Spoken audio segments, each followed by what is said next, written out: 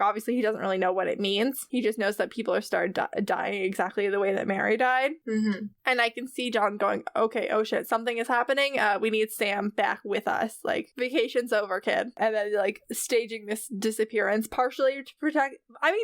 he might honestly have done it to protect them from the demon, like he says in the show. But I think you can have more than one motivation for doing things, and I think that he carefully orchestrated the exact moment that he did that so that demon would go pick Sam up. Yeah, like, I think John, like, is genuinely concerned for his kids, but, like, the way he shows it is a very abusive. Yeah, it's not good. Yeah, so just because an abuser, like, genuinely loves the person they're abusing, it doesn't excuse what they're doing. I just want to make sure everyone knows that. Yeah. That is the theory.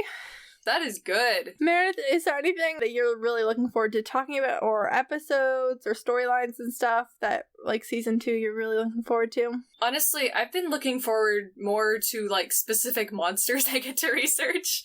That's fair. What are some of your specific ones? Well, changelings and, like, anything to do with fairies, because I recently wrote an essay on changelings, so I've, like, done all the research for that, and I'm already excited to show some of that when we get to that episode. Yeah, that'll be fun. Are we just talking about season 2? Yeah, let's stick to season 2 for now. That's what we're heading into. A while ago, I went through, like, the list of episodes, and I wrote some, like, preliminary notes. So, let's see. Ooh, H.H. Holmes, we're gonna meet him. Right, yeah, I love a good H.H. Holmes. That's right up my alley. Plus, I love Joe, so. So does Kripke, because H.H. Holmes was also on Timeless. The man did have a murder mansion. It's hard not to be intrigued. I know, right? See, there's also, like, hellhounds. That'll be fun. They show up a lot. I'm really looking forward, personally, to soul transactions. Getting some action in that section of the show. Yes.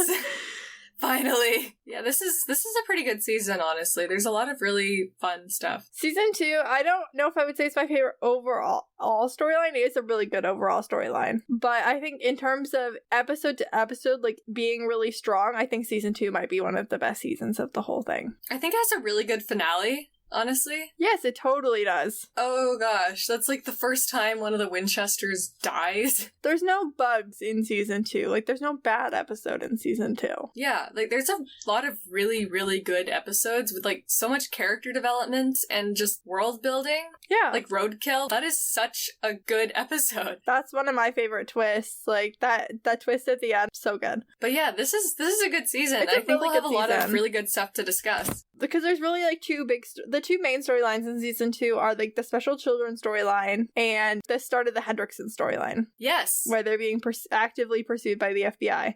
I kind of wish that had gone on longer. Me too. I mean, in retrospect, it did go until that was a 2-season storyline.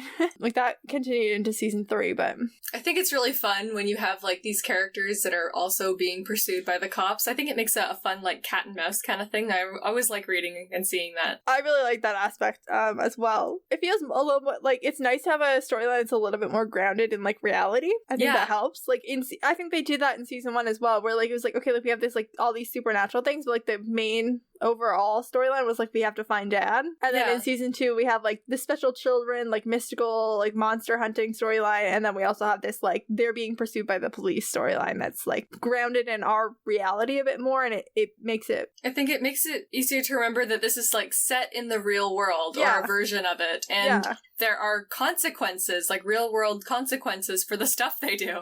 Yeah, so many people have said that they would, like, almost like an end credit scene of, like, what happens, like, when the boys just, like, leave monster bodies, like, in houses, or, like, they go to a house and they, like, kill 4 people. Like, someone has to deal with that after them. And, like, they've actually explored that a bit in, like, later episodes and later seasons, and I really love it when they do that, because, like, it just makes the show feel more real. Or, like, instead of, like, a leaning on the car scene, it should end with them, like, having their heart-to-heart while they're, like, scrubbing the car.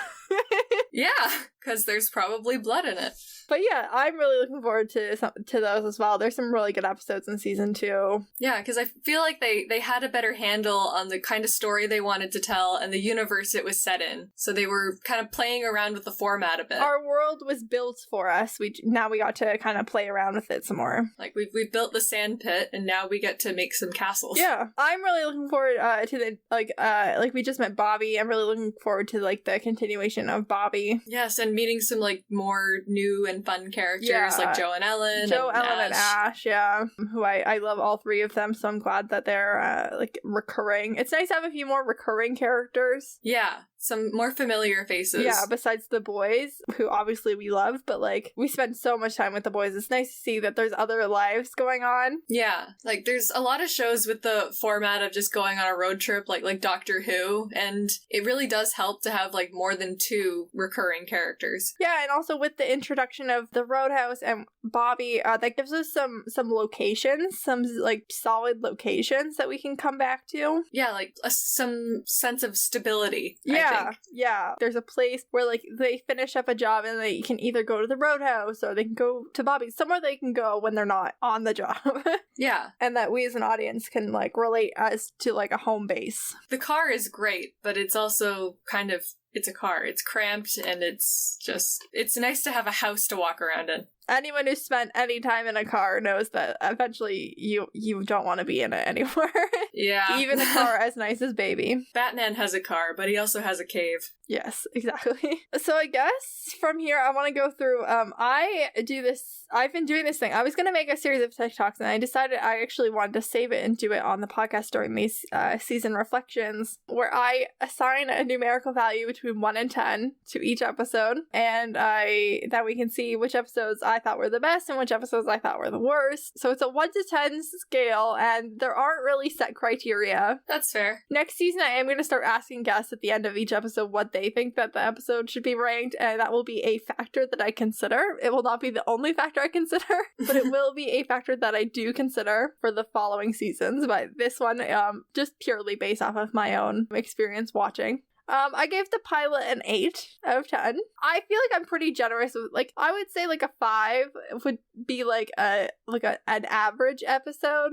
Okay, where that I'm makes like, sense. I don't really have strong feelings on this one way or another. And then like, so there, I feel like it'll be rare for me to give something below a 5. And like a 10 would be like an absolute max. I did not give a single episode in this season a 10. I saved my 10s. A 10 would be like a Wayward Sisters or like a Scooby Natural. Something that stands out. Yeah. So I gave the pilot an 8. It was good. It got us all the information we needed.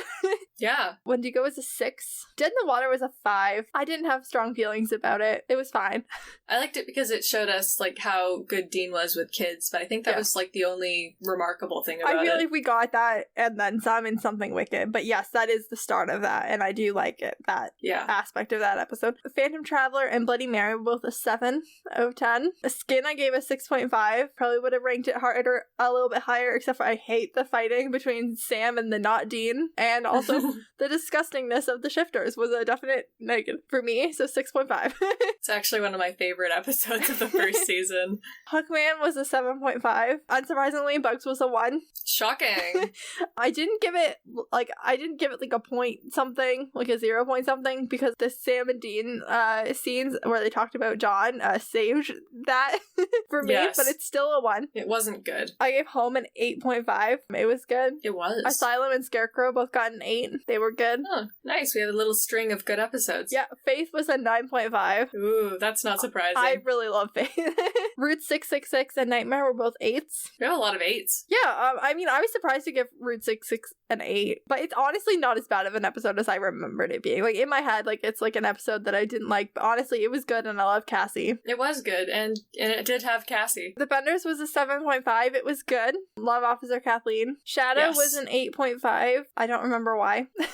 It was good. It had Meg. I think probably Meg. More John. You know, John isn't really a highlight, but he's there. Yeah. Hell House was a 6. I don't like practical jokes, but the episode itself was good, and Ed and Harry are great. Yes. Something Wicked and Providence were both 8.5s. Ooh. I mean, Sarah, so I think she's a significant Sarah part of that and, rating. Like, some of the Sam and Dean, like, relationship stuff that we discussed. And then Something Wicked, obviously, was very good. Yes. Dead Man's Blood was a 7.5. It was also good. Law John. Yeah. Salvation was a 6, mostly because of the amount of John. Oh gosh, he's everywhere.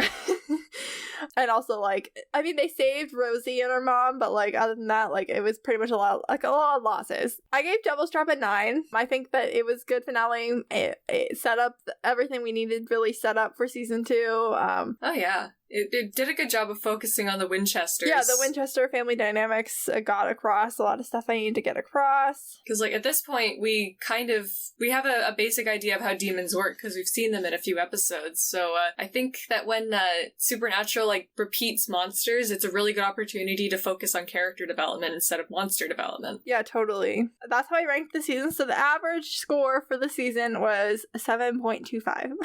Nice. That's a good rating, especially with Bugs in there dragging everyone down. Yeah, Bugs in there just being the absolute dredges of the season. I anticipate that season 2 will be much higher. I feel like season 2 just has such a volume. I also don't rank the episodes in relation to each other usually. Like, that is kind of like the scale is like the best episodes are a 10 and like the worst episodes are a 1. But I try not to be like, okay, if I rated this one out of 10, then I have to rate this one like a 8. I do try and like rank them based on their own merits or lack of. As you should. So I think that season 2 just has such a high like individual episode quality. I am anticipating it'll be very high average. Oh yeah, it's got a lot of good episodes. And then I thought we would end the episode with like a fun fact because I type my notes into a Google Doc every week and they're lengthy, I will say. And I just thought everybody would like to know that my notes for the first season are tallying up at 173 typed pages. That is a lot. So if you're wondering like how much we've said about the show, that's how much we've said about the show. Wow. Good job. That's almost half the length of my first draft. It's more than half of the length of my first draft. It's a lot. We've had a lot to say about the show. Mm-hmm. And we have a lot more to say about the show. So with that said, next week we are going to start our coverage of season 2. And I'm going to be joined obviously by Meredith. I'm still here, guys. We wouldn't dream of doing it without her. And Meredith and I are going to be joined by Emmy, who a lot of people probably know as Impainless67 on Twitter and TikTok. Yes. We're very excited about that. Happy birthday once again, Dean Winchester. Yes. Your life sucks, but it's still there. Kinda. On the internet. Anyway, Meredith, do you want to give your social medias? Yes, I have 3 of them now. It's weird. You do. Okay. I am at Shades of Deianira on Tumblr and Instagram and TikTok now. And if you go to my Tumblr and Instagram, you'll see lots of cool drawings for the fantasy novel I'm writing. You can see all of that. And thank you again for doing this with me every week. It's been a blast, but I know it's a lot of work. It really has. I'm glad I'm here. I've been KJ. You can find me on all social media platforms at Life Messes of KJ. Except for TikTok, where you can now find me at SPN Opinions KJ. If you want to be on the podcast, you can either reach out to me there or you can reach out through the podcast social media. You can email the podcast. Our email address is supernaturalopinionspodcast@gmail.com. You can find us on Twitter at SPN Opinions Pod. We are Supernatural Opinions Podcast on Facebook and at Supernatural Opinions Pod on Instagram. And if you could subscribe and leave us a review wherever you listen to this podcast, that really helps people to find us. And if you want to hear more of me and my thoughts, you can check out my other podcast, Series of Opinions, available on all the same places as this one. This podcast was written, recorded, produced, and edited by me. Thank you to Faith Ebert for our logo. Our theme song is by Joe Ferretta. Thank you once again to all of our amazing guests.